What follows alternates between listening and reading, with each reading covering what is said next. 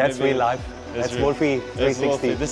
This is your home, and this has been your home for 22 years. 22 years. Yes. What would you say was the most memorable ride that you've had? Riding with His Highness HE Mohamed bin Rashed. Ah. That's Marina Circuit. Okay, if I meet some people and I say, okay, my name is Wolfi, we're selling bicycles in Dubai. I think you couldn't imagine excellence. We were trying to do the best. Everyone, and I think it's just this dynamic we have here. I see it in Dubai. Everybody wants to be number one in everything. Do you feel like there was specific moments in your business? Good, but do you actually have specific bike names or bike brands that are just exclusive to you? Yes, absolutely. Which we have ones? 65, we have obviously Colnago, we have Cervelo, we have Factor, we have how Scott. many do you say? 65 brands we represent. Wow. And that's important. If you do something, do it 100%. I have it written on my bike. Ask yourself if you're really giving 100%. And what is the one thing that you're most proud of that you've accomplished? My daughter. Really? Yeah. That's very cute. Yeah. I'm sure if she's watching this, she'll be yeah. Yeah. That's great. That's great.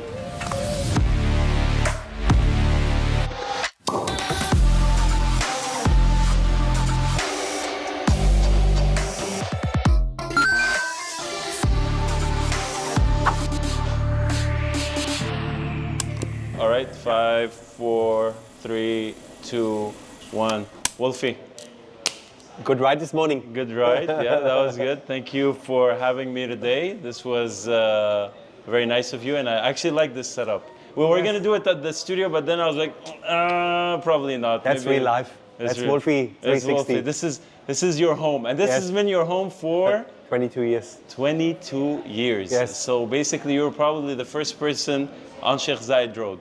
Yes, it ended here. I think we were the end of the city, and now I think we're the center. Oh my God! So this was the end. Yes, so from Dubai, this was the end of Sheikh Zayed Road. There was not much more. Yeah, nothing was built. No marina, nothing. No Mall of the Emirates. Wow. It was really, Sheikh Zayed Road looked completely different. The service road looked different. Yeah. Many different, not as many lanes. Yeah. And we came here and had a container parked in front of the store and started to unload. And the showroom, now it's 3 showrooms, but before it was only 1 showroom. Yeah. Until the Wolfi sign you see here in the back. Yeah. This was it. Yeah. And there was a workshop. There was our office. Everything was in here. Next door we had a showroom selling motorbikes, and it was actually really good for us because we had a few customers looking for motorbikes.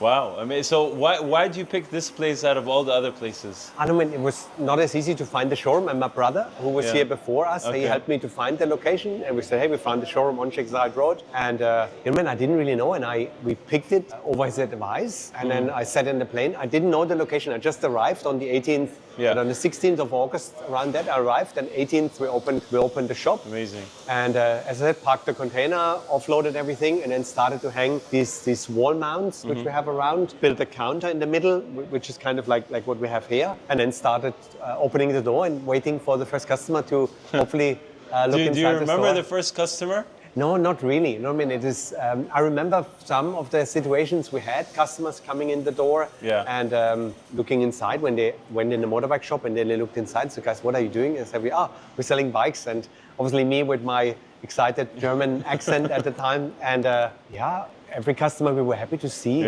and get them into the door. And I think I was a master of converting every conversation I ever had. And within 3, 4, 5 minutes, I was at a bicycle. And I was, hey, we can sell a bike. Can I get you into cycling? And inviting other friends. And that continued for 22 years. Wow. But we jumped right into it. But actually, I wanted you to sort of, if you had to introduce yourself, how would you introduce yourself? Okay, if I meet some people and I say, okay, my name is Wolfi. And we're selling bicycles in Dubai. Yeah, so simple, that's it. You're selling bicycles, but you're being very humble about it. It's a lot more, I think your contribution to the cycling industry here and the cycling scene here is a lot bigger than you say, and everyone knows that. Actually, there is a nickname that was given to you by His Highness Sheikh Mohamed bin Rashed, and what is it? Bicycle Man. Bicycle Man. I actually want you to say the story. Because that was a very interesting story. So you were at... Yes, we were at Madinah Jumeirah for iftar, last iftar, and we were sitting in, having dinner, and His Highness came in, was placed in an area, private area in the Majlis. And then once he was finished, he walked through the room and came over to our table, and I stood up and kind of walked towards him a few steps. And then he saw us and he came and he shook my hand and he said, oh, bicycling man. And then we were talking about Al Mamoun and about cycling, and he likes to cycle and he loves the area in the desert. He likes I think the calmness of the desert and exploring it either on a horse, on a bicycle. And it was a very nice moment, and obviously fantastic that you be recognized. His Highness was here in the store, really, and a couple of years back, and we met His Highness HE Mohamed bin Rashed cycling in Yas Marina circuit. So we were lucky to be in contact with the leadership, and we were really happy that they enjoy cycling as much as we do, and that they want to bring it to the people in the UAE. Nice. And when you first came here, what would you say was the biggest challenge that you had setting up? Because cycling now is very big in Dubai, but obviously it was not the case 22 years ago. And you have a very interesting story. Actually, I want you to stay a little bit about the story, because the way that you came here is also very dramatic. Yes. A little bit. So you came and you decided one-way ticket to Dubai. Yes. That's it. Yeah, I almost didn't make it on the plane because I needed a return ticket, and we called in some favors. Right. Yeah, I remember you told me that you didn't have a return ticket, so they didn't want to let you board. Yes. And luckily, my brother knew somebody, and he knew somebody who knows somebody, and so on. And then, luckily I made it on the plane. Otherwise, the journey would have stopped there. And that was 22 years ago, coming from Switzerland, and then started the business here. My background is hospitality, so I have an apprenticeship as a chef. I have apprenticeship as a hotel fachman. This is where I started. Oh wow! Meaning everything about hospitality was always on my mind, the first things I learned in business, and I think that really helped us. I think we brought hospitality into a bicycle shop, and I think really for me, everyone who coming in here, I feel it's more like a guest. It's not really like a customer. We want to make sure that really the experience is like you walk into one of these amazing 5-star, 6-star, 7-star hotels we have in the UAE. This is what we want to make people feel like, and we want to make them feel special. But what is it that got you into cycling in the first place? It was as well fairly simple. I was in the hotel. I was working in the hotel in the guest program and guest animation and guest activation. And this was in the Black Forest. And there we started to rent bikes to our customers, and I loved it, and I thought it's nice. And I wanted to have a bit of a side hustle, because obviously the salary in an apprenticeship is next to nothing. And I thought, okay, I want to be, when I'm 18, I want to buy a car, and I needed some extra money.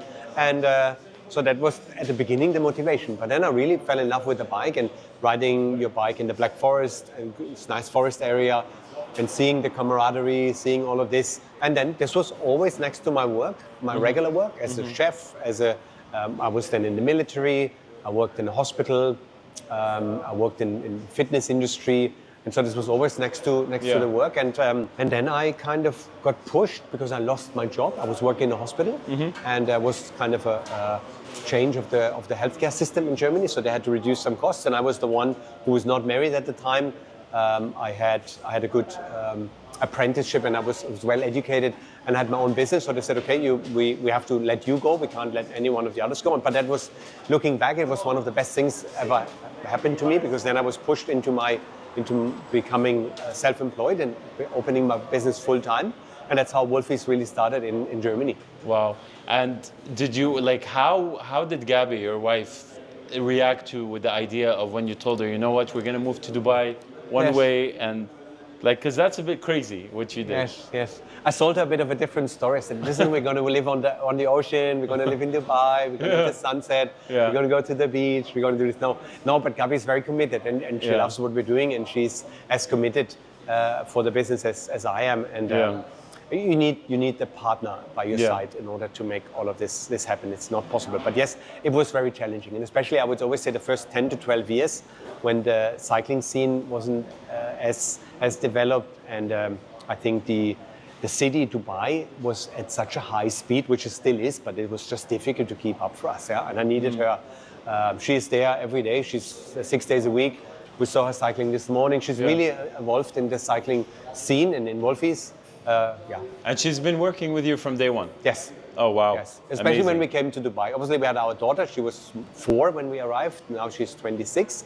So she was looking after our daughter, and she was looking after the team here. You know, when a woman has always a different approach to business than men have. And I was maybe more on the technical side, the finance side and all of this. And she was more looking after HR and looking that the spirit in the team is good and the customer care, having the relationship with the customers and all of the things. I think women have their strength and men have their strength. And I think that was a good combination of having a partner by your side where you can 100% trust and bounce back your ideas. You don't think it would have been the same if she wasn't around? No, it's not possible. I mean, first of all, I think it's difficult that your partner understands how much time.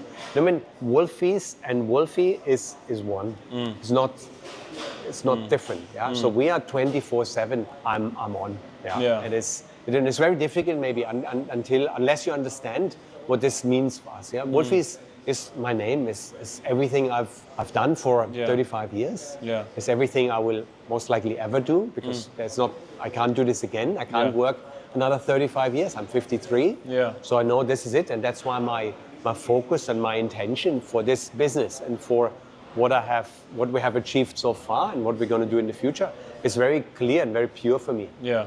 So basically, this is just the embodiment of your vision, of everything that you ever dreamt of basically then the legacy that you want to leave behind. Yes. But when did you realize that moving here was the right decision? When did it come? Because I'm sure in the beginning you were in culture shock. You were a bit like, oh man, did I make the right decision?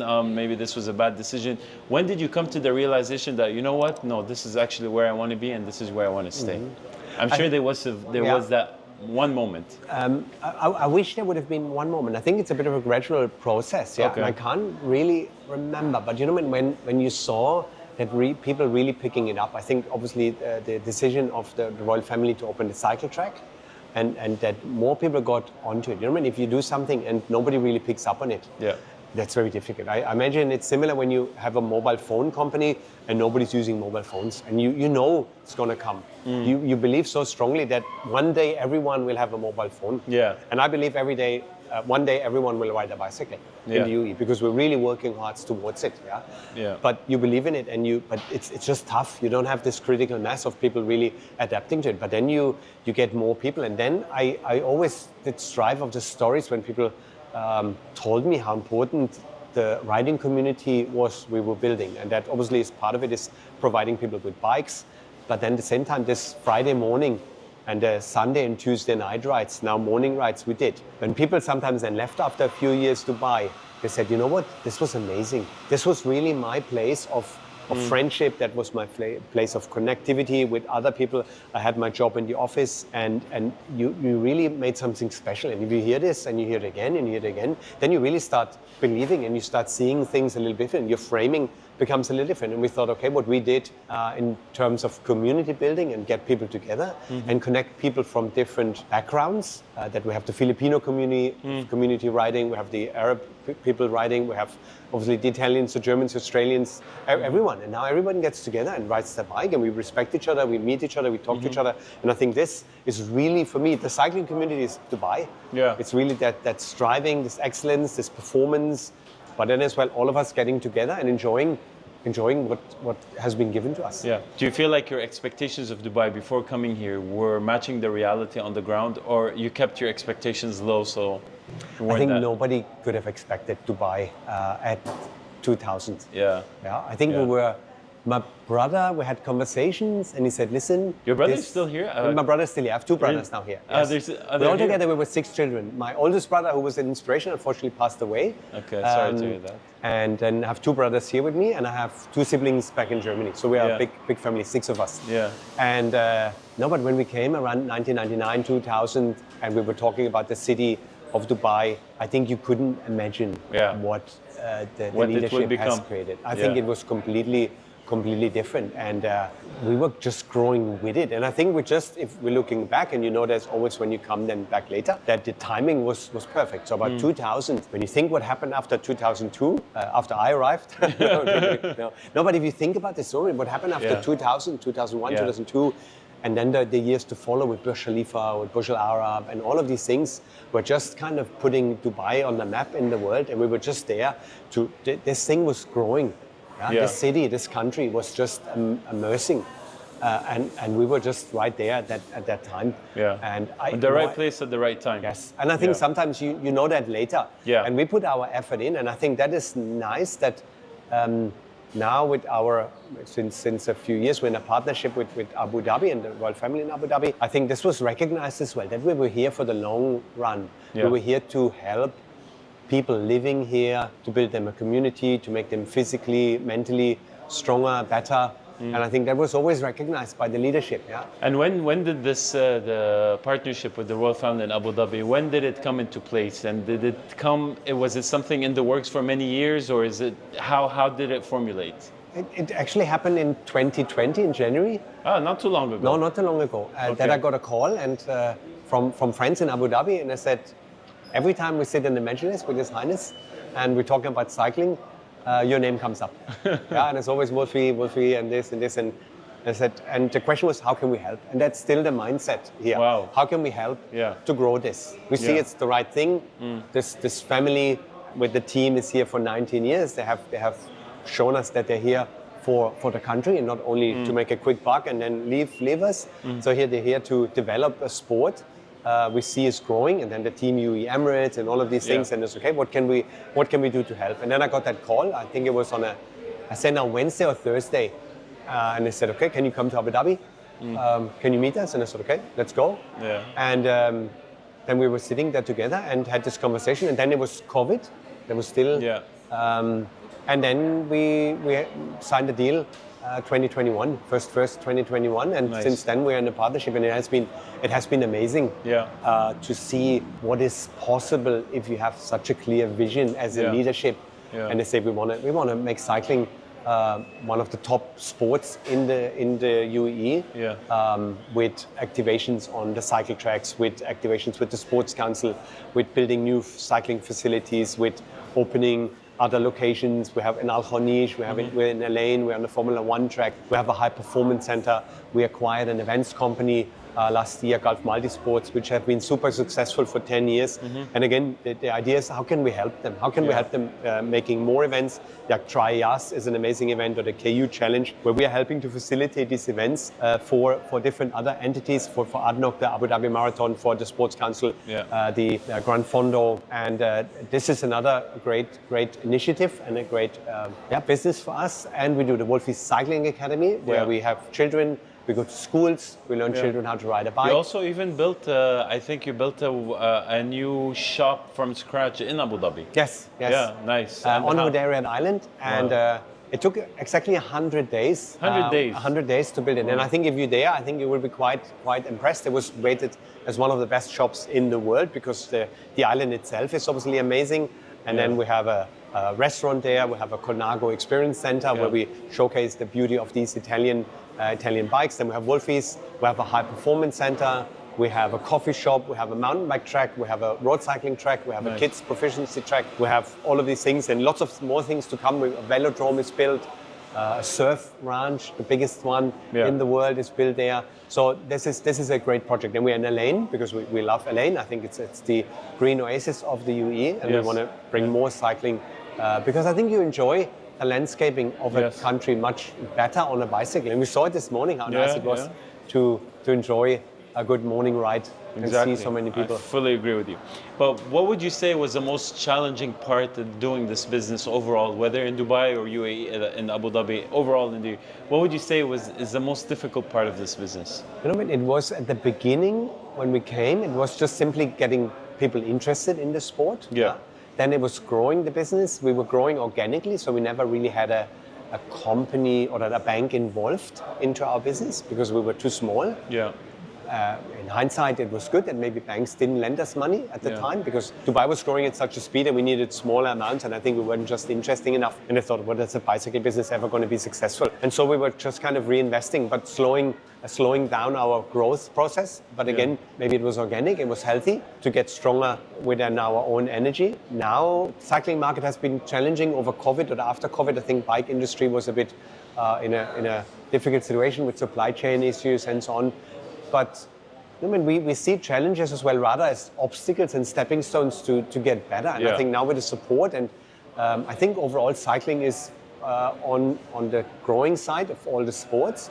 UAE is heavily investing into cycle tracks. They see that this is a sport where a lot of people can participate. Obviously, we have a bit of an issue with obesity, with diabetes, and I think sports and activation and activities like 30-30 show clearly the interest of the government to do this. So I think we are at the right place at the right time still, and it's going to go just positively in the right direction. Nice. And in order to develop the reputation that you have now, which led to the royal family partnering up with you, what would you say was the key factor in maintaining your reputation and building a good competitive edge in the Dubai market? What was the focus on? I think hospitality and discipline. Okay. I think that we really have always that customer focus that is really important, and we have some rules for our staff, and exceptional customer focus is one of them. And it really means that if somebody walks into the store, I always say this is like your house and you have a guest in your house, and we really try to help someone from the bottom of our heart to say, listen, we want to give you the best experience. We want to be your success manager when you get on a bike. We want to help you. Just like we are friends and I give you advice. And as well, that comes with, I think, an unparalleled collection and selection of bikes and products we have created over the last 22 years that we represent 65 of the best brands in the world. And that's as well in order to say, this is really the best product. We have the best cycling clothing, we have the best bikes, we have the best saddles, we have the best helmets, we have the best shoes. We really try to get the best products to the UAE because for me, UAE is excellence. It's when people ask me, describe the UAE in one word, excellence. We're trying to do the best. Everyone. And I think it's just this dynamic we have here. I see it in Dubai. It's everybody wants to be number one in everything. Yes. There is competition here is so high that if you don't do your best, you're immediately left behind. Yes. Yeah, I agree with you. But with all of this, you said that you actually funded your business from yourself. No banks, nothing, no loan from the beginning. Yes. So it was completely bootstrapped all the way. Wow, that's amazing. Do you feel like there was specific moments in your business that really took this business upwards? Do you feel like there were some pivotal moments or maybe some opportunities that came along that really changed the way for your... A pivotal moment was the crisis, that Really? we were almost losing the battle. So we came to the point where rent prices and the whole market was in 2008, 2009. It was so unbelievably fast that as a bicycle business, we couldn't sustain it. It wasn't sustainable. And if a bicycle costs €1,000, then we can sell it for 4,000, 4,200, 300 dirhams. But we cannot make it double. But everything here became double, triple as expensive. So rent could go up, but our bike price is not. So we needed to sell more bikes and more bikes and more bikes. And I really thought, you know what, that's it, I cannot do more. And we almost lost our showroom. We couldn't sustain this anymore. And luckily there was an adjustment in the market. And I always say the crisis where maybe for many it was really a breaking point. For us it was a point where we could breathe again and we could grow. And then the cycle track. I think if I would say creating the facilities, and it was almost like the community was growing, and the cycling track in 2012 was built. And I think that created a safer environment. And that really was the point where people said, okay, and then obviously there was news about it. And people got, okay, now this is a real opportunity. I think worldwide, globally, cycling was growing. But that was really a step where we said, okay, now this is the point. Yeah, nice. How do you see the cycling market evolving in Dubai? Now that you've been here for 22 years, I'm sure you have a vision already of where it's going to go. A lot of players came to the market, which was really good as well. And I think there's different groups, there's different players in the market, and they're all helping us to develop the market with events, with more portfolio, with more locations where people have easy access. I think the growing facilities, I think helps a lot. So having the beach road track or the track at the beach and other areas where we know that the government is planning a track on Hesse Street. Connectivity, I think, is quite an important part. And I think all these things will help. And obviously having an ease of access for people, having the Kareem bikes out there where people can try it, maybe get their first experience, all the rental stations. I think all of it is really helpful. And I see a very bright future for cycling because it's good. Yes, absolutely. Yeah. It's a good sport, especially maybe you're not as sporty and maybe running is a little bit too hard and you want to see a little bit of a of the landscape. Yeah. You want to be part of a community, and I think all of this is very nice. You saw this morning. We went on the 9-kilometer Medan loop. Yeah. We were surrounded by hundreds of like-minded people. We had a coffee and a breakfast afterwards. We were sitting there having a coffee. It was all inclusive. Cool. You can have a shower, then you go to work. I think everything is set up for success here. Yeah, I think the obstacles of not doing it, all the barriers of entry are removed. Yeah? Yes. You don't even need a bike. You go there, rent a bike, and you try it out. Yes. Then you have a shower there, and you go to the office. Yes. That's it. Yes. The only thing you really have to get in the car and get on the bike. But everything else, you're perfectly safe. The weather is perfect. This morning was lovely. You see the sunrise. Yes. It's hard to beat. It is hard to beat. But how do you keep up with the changing trends in the cycling industry? Do you have like a team that's fully focused on making sure that you stay up to with the trends? Yes, I think it's nice for us to have a sport or to be in a business where people can really, as the staff members, really can associate and find themselves in their passion and purpose. I think everyone is today looking for purpose. But I said, we as Wolfis, when we had our 20th anniversary, we were sitting with the team and discussing, and I said, okay, you know what, guys? I think we have the best job in the world. Yeah, we're working with children to elderly people. Yeah, we're building communities. We're making people mentally and physically more healthy. Yeah. We are environmental friendly. So we're ticking so many boxes, and I haven't found another job who does that. And I think having this purpose that we say, listen, every day we open the door, we want people to come in, and we want to make them fall in love with cycling. We want to make them feel what we felt this morning. We want to make them feel the community, the physical and mental well-being of being out there and enjoying riding a bike. It's simple. And this is really as simple as it gets. And to bring this to the team, and I'm lucky that I'm surrounded by people who really, they cycle themselves. They have seen over hundreds of iterations that when we sell a bike to someone and help them with the equipment and make sure they're really looked after, we follow up, we make sure we really take them on their journey. And after a couple of months, they come back as a different person, and we really help them to move up in life. That is, I said, always that's motivation. I say, hey, let's do this again. And let's do this with the next person who comes into the store.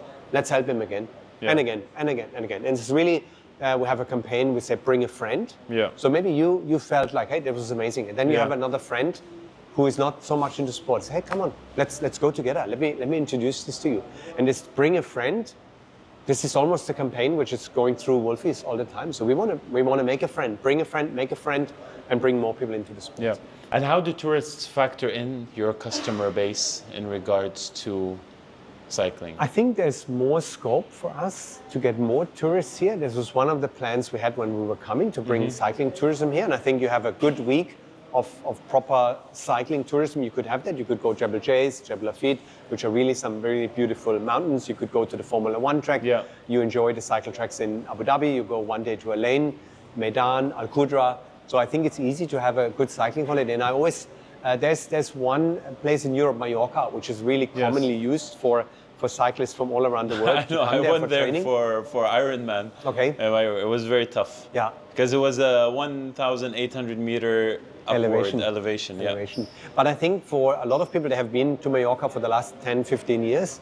And I think if they would take the family and say, hey, we go to Dubai, we go to Abu Dhabi, and we enjoy the different landscape and the different Emirates, and having a week or 10 days of a nice early vacation. We have beautiful weather when Europe is still in winter period or springtime when it's maybe not as nice for the weather. And I think having an early preparation or a late season, end of the season riding, I think that is beautiful. So we can bring more people, especially in January, February, March, enjoying the UAE tour when all the pros are here, bringing them over, making weeks. So we haven't really explored this as much.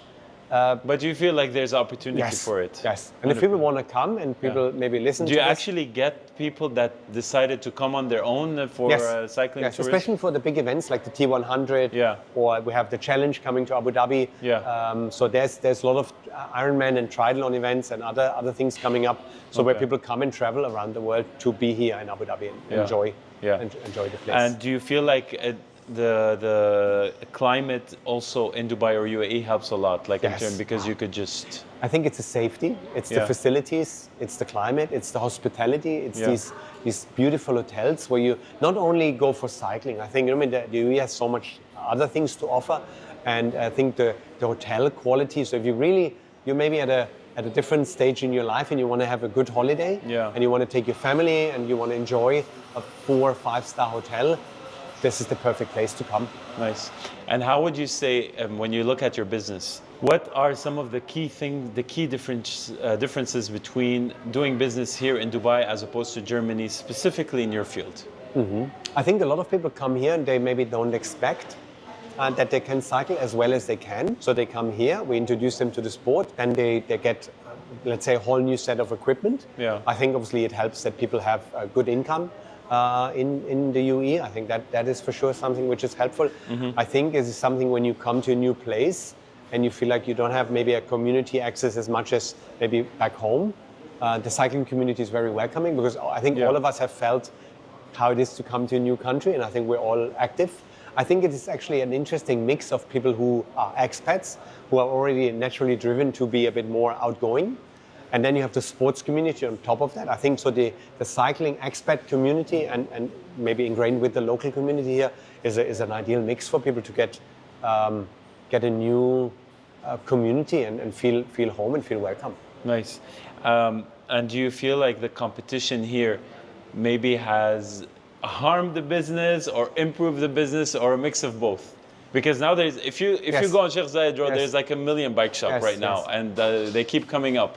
And now there's another issue, another problem, which we'll get to it. But I wanted to get your opinion. I like competition. You like it? I like competition. Really? I mean, competition keeps us on our toes. Competition makes us better. I always said if you're the only restaurant in town, you're the best and the worst. So people don't really appreciate what we offer. And I think the moment, first of all, thanks to our competition for making us better, and for the competition they're giving us, and for the ideas they challenge us with, and for just the diversity in the market, and I think as well to helping us to develop the market in different segments. Maybe we weren't as strong, but I think it was always good for us to say, listen, we want to be seen as the top player, and you've always seen, and I think in cycling or in other sports, if there's 2 or 3 people fighting for the win in a certain category, then you get exciting and you get the best outcome. I think if you're one rider and you're the best in the world and nobody can even touch you, you will never be pushed to the next level. And I clearly believe that our competition, and they did a great job, they pushed us to be better, and I'm thanking them for all of it. That's good. But do you actually have specific bike names or bike brands that are just exclusive to you? Yes, absolutely. Which we have ones? 65. We have obviously Colnago. We have Cervelo. We have Factor. We have how Scott. many did you say? 65 brands we represent. Wow. 65 are exclusive to you. Yes. Wow. We were early. I always say the Germans like to put that towel early on the beach, so we were early to put it in the UAE, and we were there to pick the best brands which we really feel. And it's interesting when people come in from Europe or from other places around the world, and they come to the bike store, and they look around and they see all the brands we represent, and they say, okay, that's an unusual collection, because it's very unusual that you would have as a car showroom that you would have Audi, Porsche, Mercedes, BMW, Volkswagen in one showroom. That doesn't exist. I think this is what we have. These brands don't complain about this problem? They want to deal with Wolfies. There you go. So they're again back to reputation. And for us, it is very clear that we said we want to offer our customers the best product in each category. And this is how we explain it as well to our customers. And so yes, maybe brand A or B builds a good bike, but maybe it's not the bike which suits you perfectly for your purpose, for your body shape. You know, I mean, it is when somebody comes into our store, we would take body measurements of you. We would take a bone structure measurement, and we would make sure that the bike we provide you with is matching your body. Yeah, so we have your arm length, your torso length, your inseam, and then we see with all the bikes we have on stock, what is the best matching partner for you, and which really kind of gives you the best performance. And that's something as well, something different, where we're using laser-guided German technology in order to make sure that that fits perfectly. Yeah, and when it comes to doing business specifically in this field or in Dubai in general, what would you say is the one thing that differentiates businesses from one another? I know for you, you said it's customer service and hospitality, but do you feel like maybe there is another business factor or business element that could differentiate other than customer service? I think integrity. Yeah. And it is really important, and I think that maybe comes back as well, that my name is on everything. Yeah. And that means a lot to me. And I'm sure you feel about your name. Yes, yes, of course. When somebody speaks about your like podcast, this on my podcast. This is yours. It's mine, my name is on it. I'm very careful who I bring, who I talk to, what I say on them, because it's my brand, it's my personal brand, it's my representation, and I'm sure you feel the same. And this is Wolfi's. This is again, it's 100% me. Yeah. And my name is associated with everything we do in here, and I take this extremely personal. Yeah. You will ask my team. Yeah. I'm getting really intense when it comes to our reputation, and I want people to feel good about what we're doing. That's maybe from my childhood or whatever. It's something where I'm really concerned about. I just wonder, what would you have done if you have missed that flight coming from Germany to here, and you just never made that journey? What would you have done, really? Did you ever actually think about that? No. Well, I'm asking you now. Maybe the next plane. No, I'm very disciplined, and I'm as well kind of stubborn when I have something in my head, you know what I mean? And what I do as well is I talk a lot about stuff. Yeah. When I want to do something, I speak about it. And I almost make it a bit public. Yeah. But why is that? To hold yourself accountable. Okay. Yeah? It's good. The moment you listen, some people say, I don't tell anyone if I do the Ironman. Yes. Or I'm not going to do this, and I'm not going to tell anyone the time I'm aiming for. I'm not going to say this and this. But I go a little bit different about it. I say, listen, you know what? I'm going to say I'm going to do it. It's true. Yeah? It's true. And then I feel a bit of pressure to myself to deliver. Because if you don't do it, this is actually, there was a study done on that. If you don't do, when you say something in public and you say that I'm going to do it and you don't end up doing it, you get this sort of feeling of shame. Yes. And that can be very demotivating. So what happens is you either become more motivated to overcome this shame, or you just don't end up doing it at all, and then that's a bigger problem. Yes, I think showing up is very important. Yeah, I think this is something I have seen in my life, and I think every time you show up, you will see, you create one connection in your brain, said, okay, yes, I showed up. And this is what I like about sports and cycling. Yeah. I mean, every time you tell yourself, yes, I can do this, and you do it, I think there's one more connection, one more brain cell connects to say, yes, you can, and you do it again. And even you go to the gym and you make this one extra rep, and it's okay, I wanted to do it, and I did it. And I think that's why sport is such an important thing for our young generation, to get into sports, to learn this. From a young age. Yes, from a young age. Yeah. But showing up and getting started and showing up to the ride in the morning. If I, for example, the riding group we have now since 22 years, I'm having this riding group. And I commit. I can't believe you've been doing this for 22 years. That's crazy. Yes, I worked it out actually. It's more than 1,000 times that I did that ride. Wow. And I did more than 100,000 kilometers on that ride. Only on that one ride. So easily more than 10,000 hours. Yeah, easily. Yes, because they say that if you do 10,000 hours at any specific thing, you become the master of that thing. Yes. It was Malcolm Gladwell in his book, The Outliers. Yes. Yeah. But if you had to give advice for someone starting a business here in Dubai, what would you tell them the first thing? What's the first thing that you would tell them? Sorry. I think it's finding something finding a solution for a problem a lot of people have. And here in our case, it was people wanted to exercise, and they wanted we thought they wanted to cycle. And yes, you solve that problem of having a tube repaired, having a bicycle gear fixed up, having a bicycle, having the right clothes, and then creating something like this. Yeah? I think that Dubai and the UAE in general is still a good place to open a business. It has become a more challenging landscape, but I think there's always opportunities presenting itself and the ever-changing market. You have a great customer base because it's changing as well and it's growing. I think there's not many places in the world where it's so much change, so much new people coming to town, so much more people coming to town. That also brings new opportunities, yes, new opportunities.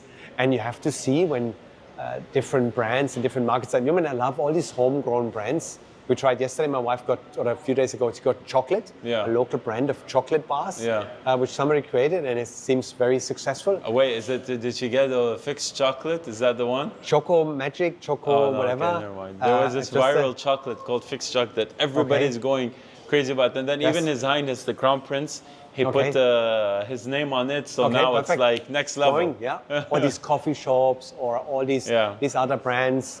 In my opinion, honestly, I think it's mainly like to make it in Dubai, you really have, like you said, to solve a problem for an existing issue. One, and two, it's quality and reputation. And I think they both come together. Like if you give a good quality service, whatever it is, and maintain a good reputation and resolve a necessary problem, or provide the necessary solution for a problem, then I think it's you discipline. Can make it. I think doing and maintaining consistency is a key thing. And even if it's one thing you do, I love these places when they sometimes only make one burger. And they just do this burger in a fantastic way. And you just say, listen, I'm going to do this. You go to Izu Burger. And you say, listen, this is just a fantastic burger. But you only get burgers there, which is good. And we're only bicycles. So we are focused on bikes, but we try to really do this with the highest level of passion and maintain that level of service, maintain that level of integrity. And I think that's something which is really important. Nice. What would you say you are satisfied where you are today? Or give me a score out of 10, satisfaction level. Give me a score out of 10 for satisfaction level, personal satisfaction. Yes, I'm very comfortable with where I am. Okay. But it doesn't mean I'm satisfied because I'm always feeling I could do more. And we have in our business we have a score. We rate ourselves from 1 to 5. Really? We have obviously our performance management scores. And so how would you score yourself? I give myself a 2.8. 2.8? After all of this, you still give yourself a 2.8? Come on. No, it is. This is not even like, this just barely above like 50%. Expectations. But I feel like, yes, I have more to give. Do you feel like you're being too hard on yourself, maybe? Some people would say so, but it's really, I'm not that I'm not comfortable with this. You know what I mean? And I think if you leave yourself enough room to grow, and you really feel like there's so many things I want to do better. And you know what I mean? I think there's a lot of satisfaction out of doing better. It's this achieving something more makes me happy. But if I say I'm a 4.8 or I'm a 4.5 or I'm a 4, it doesn't give you the drive that you need. It doesn't give me the drive. And it's really that I tell myself, listen, don't get complacent. Don't sit back.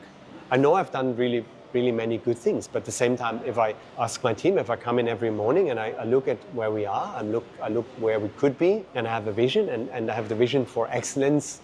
This race never ends, and I think this is something which I want to keep myself on my toes. And if I give myself too much credit for what I've done, and this is in the past, this credit, to re-earn this credit is an everyday But at least challenge. We can give also a lot of credit for Gabby, because she's been wonderful. She's a 5. She's a 5.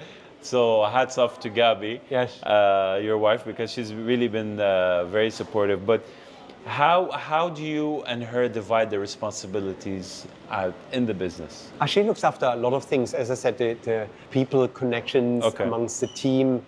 She looks after all the soft goods in the store, all the clothing. So if you want to look good, speak to my wife and she will dress you up. In cycling fashion, she is very active in the female cycling scene. She has been recently an ambassador for Porsche because they wanted to tell the story. They made a very nice video with her. And she's a vital part of the business. You know what I mean? And I think it's very important because as men, we see a business in a certain way and we look at it from our point of view, and in our frame. And then she looks at things completely different. And that's very important, that she sees certain business decisions and other things. She challenges ideas. But we are here today because of the efforts we did together and about the challenges and everything like that. And obviously, if you would come home and let's say your wife would be upset because you're coming an hour too late, or I'm working 7 days a week really. I'm on my computer a lot, and she allows me to do that. She looks after travel plans, and she looks after our house, and she does a lot of things to make it easier for me that I can focus on my work and on my development. Yeah. And I think that was great. Amazing. Would you say that there have been any disadvantages of working together in the same company as a couple? Or has it all been a positive experience for you? I think we're fairly unique that we work together so well. Nice. Yeah? And that is a blessing. Sometimes it's difficult because sometimes you bring things home, and obviously when the day is challenging or there's certain business decisions, sometimes it's difficult to differentiate work from home. But at the same time, as it is so much us and me with the business, that it's not really, I'm not going to work. And again, this is because it's me and it's what we're doing, and it's so much personal identification in Wolfi's that it would be very difficult to separate this. Yeah? And I think we take as well so much enjoyment, and it's really interesting when we meet someone and they have never met me before, and I say, oh, hello, what's your name? And Wolfi, and then it takes a few seconds, then people, Wolfi from Wolfi's? And then no. Then people have heard, especially when they're in the sports community and so on, it's quite interesting. And that's obviously as well a proud moment for us. Yeah, amazing. What would you say was the number one lesson that you learned from Gabby, your wife, in business? Because I'm sure you learned a lot. What's the number one thing that you learned from her? Have you ever been asked that question? No, it's a good question. Yeah, so I need a moment to think about it. Go ahead, take all the time you need. Mm-hmm. The number one lesson. I think seeing things sometimes from a different perspective is very important, and you need sometimes to take time to listen to it. I mean, I sometimes need a moment to, as you just learned, that I think about stuff, and I think we need to appreciate a view from a different point, because I can only see what I can see. Yeah. 100%. And it was very helpful when sometimes, and it was challenging. Sometimes it's actually sometimes a bit painful, because I'm so excited about a certain idea, and then she comes in and said, okay, but I see this different, and I'm like, can't you see what I see? Yeah. But no, can you not see what I see? And then and then I try to put myself in a different position. And I think seeing an issue or seeing a situation from different point of views is something very important. And I think this is what I learned from her, to see it from a different side. Nice. And how do you guys make important decisions together? Do you have like a strategy where you get together and be like, because I'm sure you get her advice on a lot of things. Mm-hmm. Yeah, sometimes it's not easy. Yeah, because obviously we're together all day long, and there's so many things to have to be decided. I think we have a bit of a differentiation. So she looks after the house. I'm supportive. She looks after a lot of other things, holiday plans, all of these things. I look after a lot of business. So we have a fairly set system of where I make decisions and she makes decisions. And when it's really more bigger decisions, we make them together. Sometimes it takes a bit of time. But I think as well we're fairly aligned with what we're doing. And so far it has worked quite well. Okay, that's good. So it doesn't seem like you guys had any major disagreements on how you want to do the business. I mean, that's really a blessing in itself, because it's very rare to find, like you said, this sort of chemistry, especially a couple working together. Yes. But what do you enjoy most about working with her? What's the number one thing that gives you a lot of satisfaction by having your wife? I just have her around. Yeah, sometimes it's nice if you have a person around in the business where you can really trust 100%, that you have this pure relationship. And sometimes just like, when go over there, just listen, I said, stand up, give me a hug, and give me just a few seconds of relief, and then, okay, this is good. And that's sometimes all it is. And having somebody around, we had our daughter for a long time with us in the business now for 5 years after COVID. And that was fantastic. And she's still working with you? No, she's now studying in Madrid. Okay. Which was as well, obviously as a father, I saw the opportunity, and I'm very happy that we make this decision, that she's there now. Yeah. But obviously I miss her dearly every day, and it was so nice to have them together, and sometimes we have that family hug, and having her around, seeing her, being allowed to be part of her life as well, I think was nice. But having them around all the time and spending really 24 hours. It's interesting sometimes when we drive home in different cars, we call each other, on the way home to discuss the day, because normally Gabi's driving and we are really together 24/7. Yeah. And I mean, honestly, it's such a nice thing to see, to have your significant other with you in the business there, enjoying the journey. Because usually, unfortunately, a lot of men and a lot of women, they sort of like this distance that they have between their with their spouses. They like to be a little bit away, but it seems like you found a way to embrace all the time that you guys are together, and that's such a beautiful thing. And I wish I'm glad, more people I'm grateful. can. Yeah, I'm grateful it is. It's a blessing. Yeah.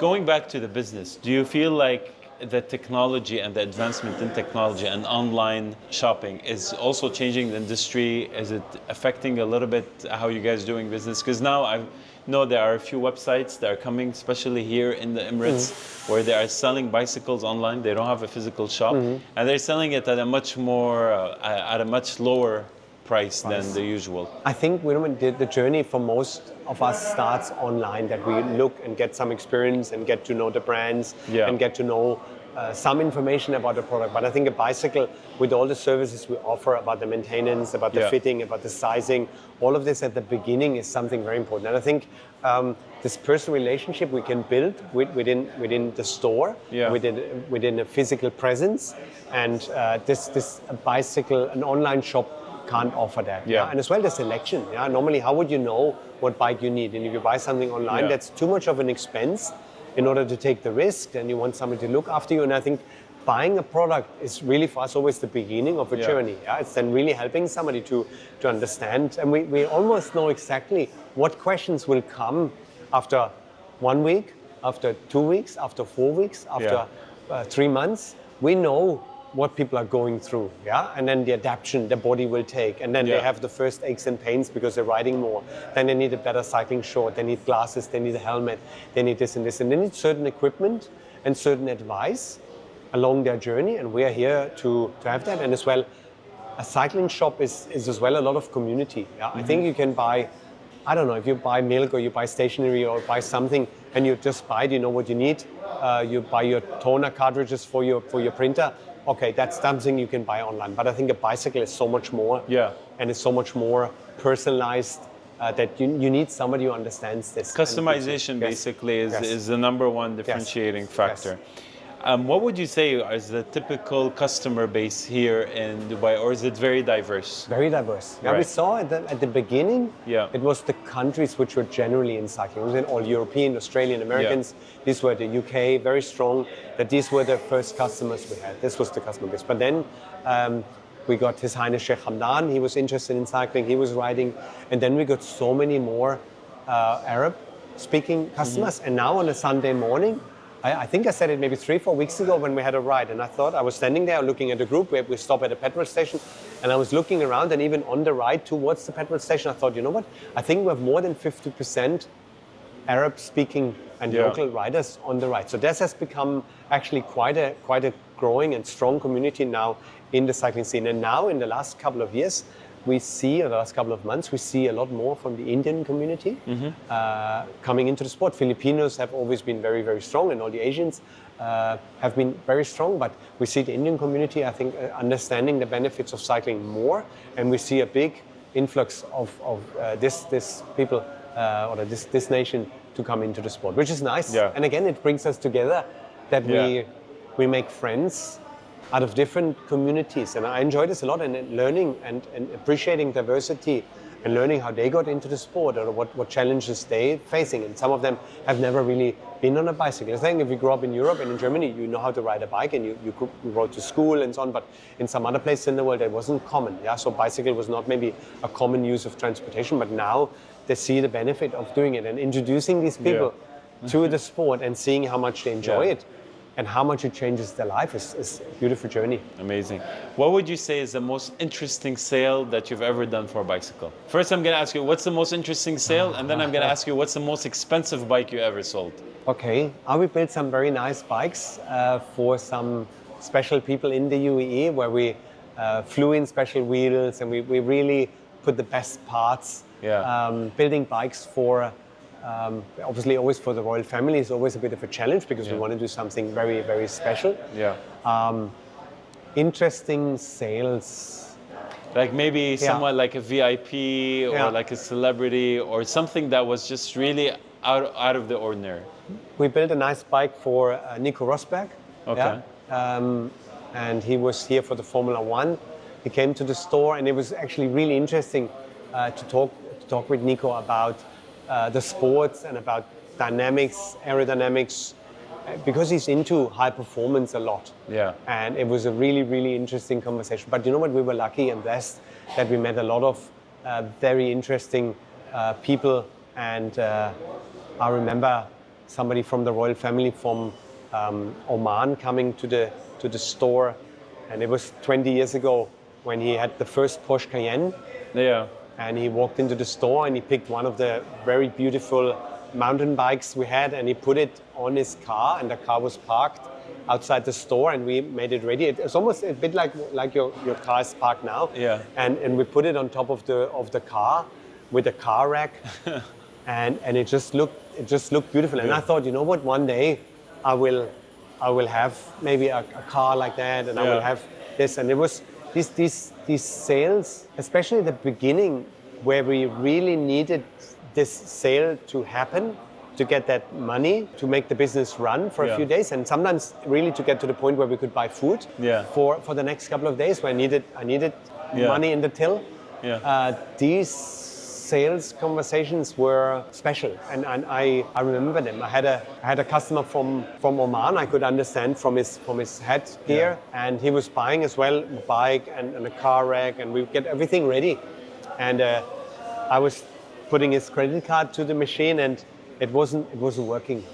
And then I tried half of the amount, and it wasn't working. And then I tried again, and I thought maybe it's something with a credit card machine at the time. This is 20 years ago, or 21 years ago. And I really thought, okay, please, I need this. Because if he leaves, I don't think he will come back. Because I knew he was from Oman and so on.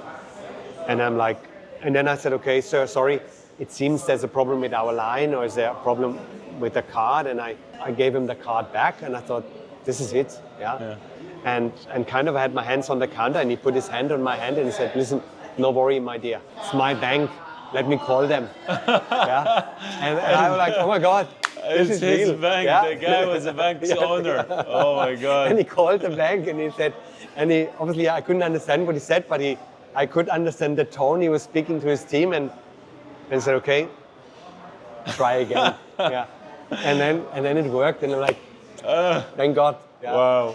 So amazing. Which bank was it? I'm actually curious if you remember. 20 years ago, you're not going to remember. Okay. I remember just the moment that I was like, yes, thank you. Thanks God. Wow. And it's tough. You know, I mean, if you, I don't know if people can associate to this. If you come here and you don't have a plan B, you don't have a company you're working for, you're the company you're working for. And you have put all the money into the business. You pay the showroom, you pay the school, you pay the housing, everything was paid up front, and there was nothing left. And then the expenses are coming, you have to pay Etisalat, you have to pay everything, you have to buy new stock, and it takes weeks to arrive because it is ordered from Europe, and you really need to fight, and you're really almost in a desperate state, and then somebody comes in and you're so happy. And that's why I'm so grateful still to the day when this, I always say the door opening, and you hear the road, that is like my heartbeat going, And it's true, it's still there, and I'm grateful. Of course. I said, listen guys, we can be the best shop. I said to my team, we can be the best shop in the world. If this store is not moving and people are not coming in, it's not happening. So be grateful if this store is opening and people come. Because we all have jobs, we all have income because of this. And people trust us and bring their hard-earned money to us, and they trust us to bring the bike. We have an obligation to deliver. Now, what's the most expensive bike that you've ever sold?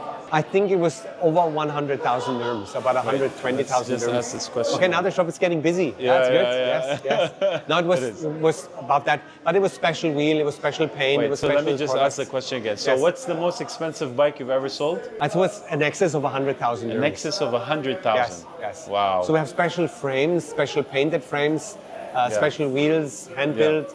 We did actually fly once to send somebody to Europe to collect the wheel set because it was a gift for someone and we needed to build a bike, very special. So we did fly, we put somebody in a plane, send him to Munich because we had something special. So it was sold for someone in Munich? No, we picked it up in Munich and brought it back to Okay, are you allowed to disclose who? No. You're not? Okay. Otherwise, I lose my visa. No worries. All right. So about like events, and I know you're gonna get into events and stuff. What are the events that you are planning to sponsor or host now in the coming I think future? As Gulf Multisports is already for 10 years operating, we have Trias coming up, we have the Challenge coming up, Yeah. we have PTO, the triathlon coming up, we have KU Challenge. I mean, the calendar, we just looked last week at the calendar for the next 6 months, Yeah. and it is unbelievable. So if you're into sports and you're into cycling, into triathlon, into running, the calendar for the next 12 months or the 6 months is It's full amazing. beyond belief. It's Yeah. really, really amazing. And I think thanks again to all of these events companies and all of the sponsors and all people involved. We have the Fab Cycling Festival coming up and lots of great events. Fantastic. What would you say is the biggest misconception people have about cycling, whether cycling as a sport or cycling in Dubai? Like, what's the number one thing that, especially for people that are just new, that are New in the sport? Yeah, new to the sport. I think you don't need as much money as you think to get into the sport. You can get a bike between 3,000 and 4,000 dirhams to start, and you have the same level of exercise. Yeah. Yeah. The effort is the time and the effort you spend on the bike. This is what it is, and you can really get a good start with a bike which is not as expensive. Yeah. But then when you evolve, you can either trade the bike in and grow along with this, but it's not as expensive, and I think it's not as difficult to get in, and it's not as hot as you think. Yeah? I think it's easy because you have cycle tracks all around the city. Yeah. You have good weather. Yeah? Even so, it feels hot when you're standing and running. It's maybe hot, but on a bicycle, I think it's cooler. And the cycling community is welcoming. I think there's Yeah. lots of opportunities. Yeah. You should try it, really. Do it. Yeah, I know, agree. What would you say was the best decision that you've made in the business so far? The number one decision that you thought really changed everything? I think going to the UAE is for sure something, that step, and being brave enough. No, but after you moved to the UAE, what would you say the number one decision that you made and you're like, you know what, that was good, that was very good? It wasn't really as much a decision as a natural evolvement into it when we're building this community. I think Yeah. the rights we created, that was something important, and then obviously the partnership with the royal family in Abu Dhabi. I think that was a good step. And there's this really moments where you said, okay, I'm going to do this, and I'm be blessed that I've been chosen to be a partner. I think first of all, this is I think it's something special. I always feel like it's a bit like in UK, you've been knighted, that somebody chose you to be a partner of the royal family, and that you be picked out to be a partner with them. I think that is something very special, and I'm really grateful for that they chose us to be their partner. Yeah. Because they could have had anyone, they could have done this themselves, but to say, yes, we've seen you, and recognition for 20 years of work. Hard work, came to this. And then the level of partnership and the level of honesty and pureness, where they say, we want to help you to grow this for the people of the UAE. And we want to make this, it's not about the business. It's not about making money. That's creating a culture, not interesting. basically. Creating a culture, creating a healthier and happier community in the UAE. This clear vision was something I could really associate really well. Yeah. Because that was my vision as well. It was in line. Especially in with the last couple of years, where obviously we got more financially independent.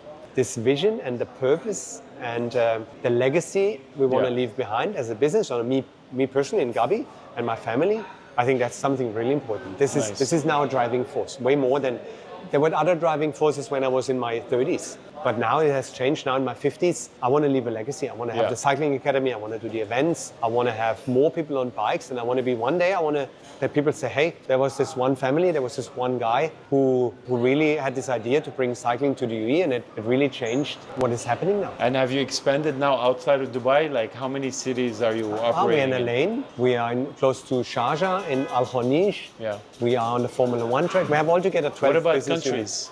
Countries only, we're focusing at the moment in the UAE with our Wolfi's retail side of business, but we have our Wolfi's sport trading business where we're supplying all the countries, the neighboring countries like Jordan, Saudi Arabia, Kuwait, Qatar, Oman, Afghanistan, other places around the world, where we are trying to help other smaller satellite shops to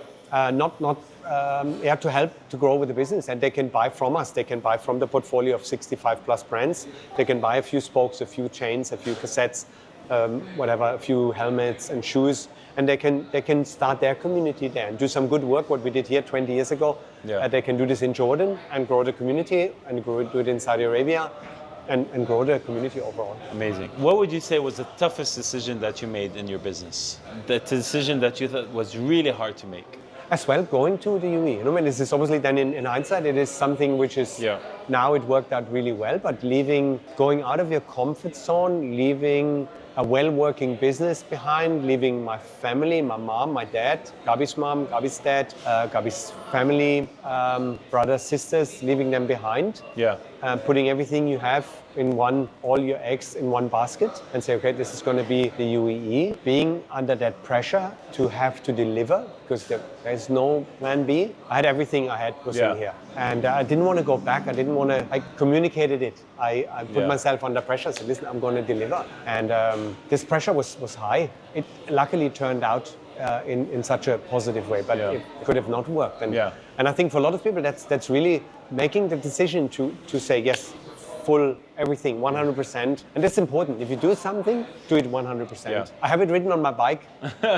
Ask yourself if you're really giving 100%. I'll actually take a look at it. I didn't notice it this morning. It was on a different bike. I have a different bike, so not on the Colnago, because there was a Tour de France edition from the team. But I have one of my bikes that says, okay, ask yourself, are you really giving 100%? Yeah. What is the best piece of advice you ever received from anyone? I love podcasts, I mean, I love that's why I'm so keen as well to share my story, and there's so many good messages, and I think I always love it when somebody can put a frame and a view on something, and I look from it from a different point of view, and somebody puts it as well in words, what I feel. And I think that's always great. And people say that you need the discipline to show up, and you need to. I love one, and it's not really a quote, but I had recently from Chris Willems from Modern Wisdom. He said, "Doing the thing" was his statement, and it's not about talking about doing the thing. It's not about writing down the thing. It's not about planning to do the thing. It's not putting the thing in the calendar as doing the thing. It's really at the end, it's doing the thing and really executing it and really doing. It's not about talking about going cycling. It's not about doing or the planning and this and this and this. It's really actually doing the thing. And I think that's good advice I've been given, and I live by. I said, listen, show up, be disciplined, be there, and do the thing. What would Wolfi tell his 20-year-old self? All's going to be good. You're a good guy. All will turn out well. Just believe in yourself and work hard. Do the thing. And even if it feels tough sometimes, just believe it's good. And it makes you, if I would look back, everything in my life which has felt at the moment really, really tough was a clear way and a clear opportunity to improve. And now I would say with challenges coming my way, I really try to embrace them and say, okay, good, bring it on. Yeah, amazing.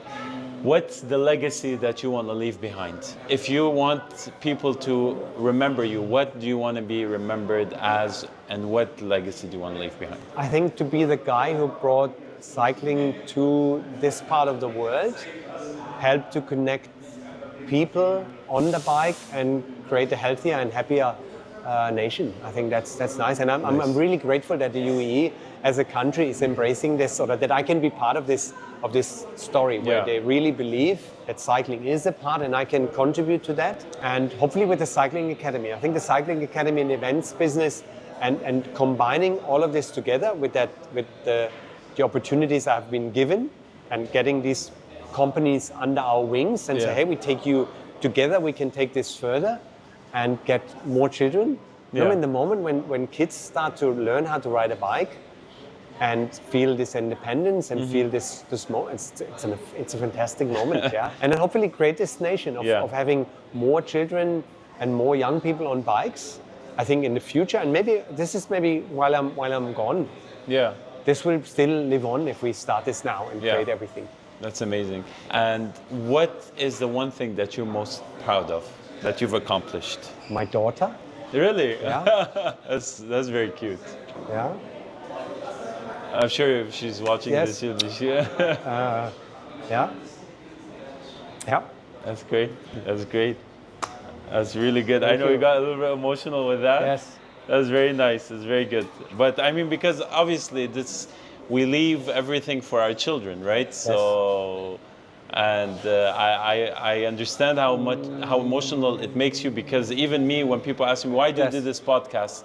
And I'm like, I want my son, when he watches and he sees his dad on TV, be like, yes, I'm proud of what this man is doing, and I'm proud of who he is as a man. And I'm sure she's looking at you and be like, yes, I'm very proud of my father and what he's done. Thank you. No, I think, listen, this is a pure motivation you have. I think as a man or as a human being, I think being recognized for what you do and have your level of integrity and having your name attached to something which is so important, and that your family and the people around you, and I strive a lot of this, you know, when I see these moments and I have this where people look at what we have achieved as a team, as a family, this is for sure a moment where I take a lot of energy from. And obviously my daughter is something special. You know, when we had the pleasure of, a few days ago, we had two babies, two newborns in our arms, and seeing this wonder and seeing this young generation growing up, and I think it's just fantastic of seeing that in front of you. What a fantastic. It is because at the end of the day, you're not going to take anything to the grave, right? Yes. Like you said, it's the legacy that you leave behind. It's the people that how you impact their life. It's the people that you motivate. Yes. And obviously our children, what we leave for them, and it's their duty and their responsibility to carry on the legacy that we worked very hard to create. So I'm very happy for you, and I'm sure she's also very proud. But if you had to give one message for specifically entrepreneurial couples, because you guys have a great relationship, you and Gabby, what's a piece of advice that you would give them so that they can really be successful at doing business together? I think it's interesting when you come to that point where you look after your partner more than you look after yourself. And your partner looks after you more than they look after themselves. And it's kind of, because giving is, I take a lot of enjoyment out of giving. Maybe sometimes less than receiving. But then if you're giving more to your partner and give more attention, and you listen and you work together and you provide them with something, and they do the same for you, and both of you then at the end winning and having even more. It's almost like sharing food. You obviously, you have your own plate, or you share it with someone, and you have the double enjoyment of things, and you share this, and you share your wins. You keep talking. You need to make sure that you look after each other, and make sure you align your goals. Stay together. I think you make sure you're connected. I think that's something really important. Not that you take you with, and it's a relationship. It's like a business. It takes maintenance. Maintenance is maybe not the most popular word in our society. It's always growth, it's always this, and doing new and doing different. But I think maintaining something and working on it to maintain a business, a relationship, I think this is where the hard work maybe kicks in. But I think if you're willing you're willing to do the work and the maintaining work, I think this is what makes it better. What's next for Wolfi's? What's the next big thing that's going to happen?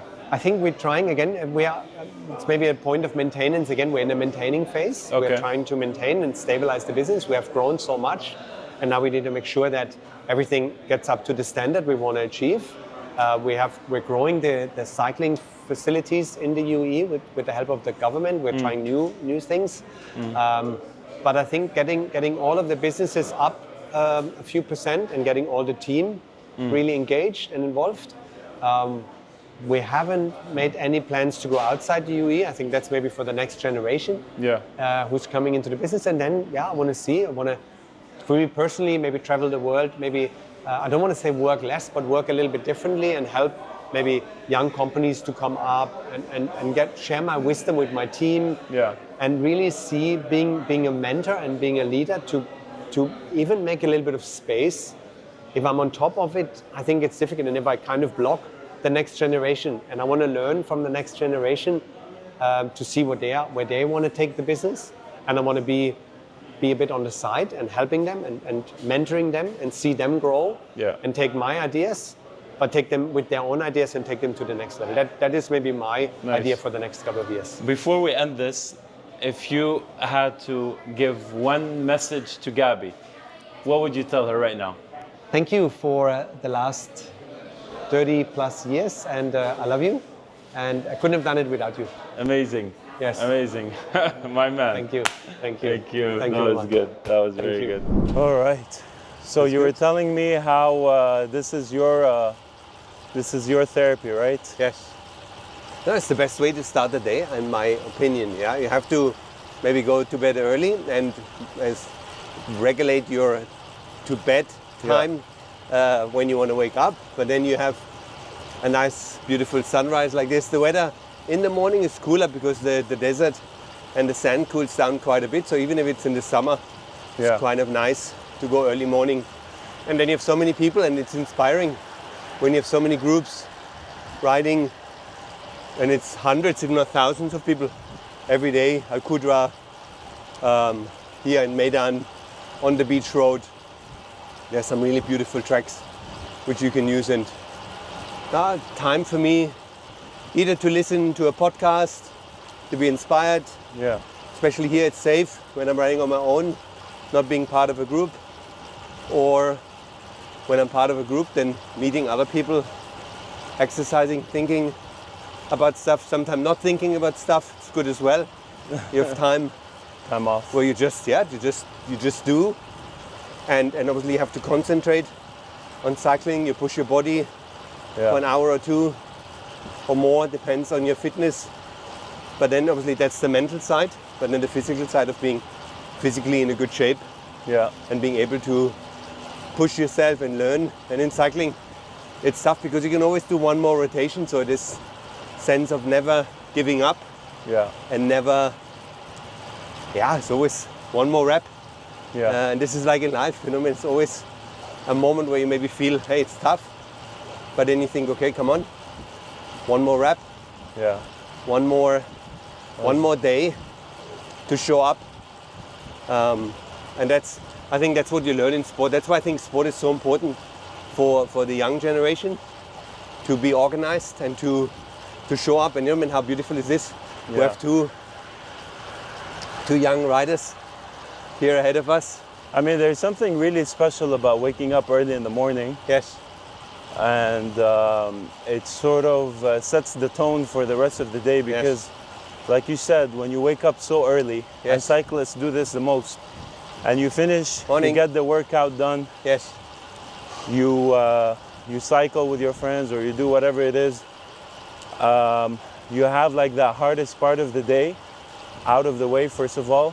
Second of all, like you said, you have that mental clarity to think about whatever you want, to do whatever you want, to sort of no distractions, no phones. Well, I mean, there are phones, but like there's no one messaging you or emailing you or calling you. At that time of the day, normally all the others are asleep. And I think it's not, almost not culturally acceptable that somebody sends you a message at 4, 5 or 6 o'clock in the morning. They think, which is really good, that you can really relax. And I felt I have more control over my day. If I want to meet someone at 5 or 6 o'clock in the evening for training, and then I have a meeting which extends a little longer, or a customer or anything, and I feel like, okay, I'm pushed for time, then it's difficult. But in the morning, normally if I need 1 extra hour, I just wake up an hour early and then I fix it like that.